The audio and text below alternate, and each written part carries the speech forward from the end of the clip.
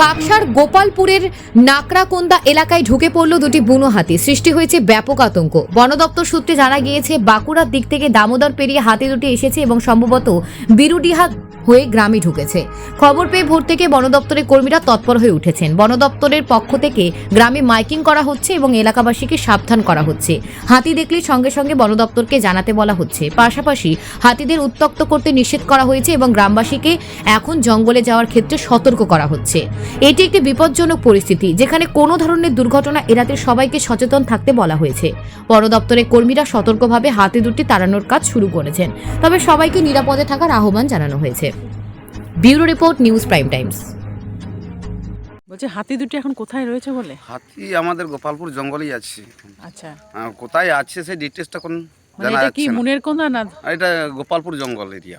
আচ্ছা, তো এখন কি আপনারা আতঙ্কে আছেন হ্যাঁ, এখন তো আতঙ্কই বইয়ে আছি।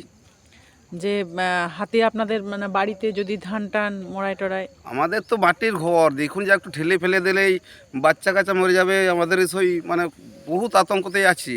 আচ্ছা, এখন রাত্রেবেলা, এখন যদি দিনের বেলাও চলে আসে, মাটির ঘর, বহুত আতঙ্কতেই আছি। আমরা প্রশাসনকে বলছি একটু ব্যবস্থা করুন।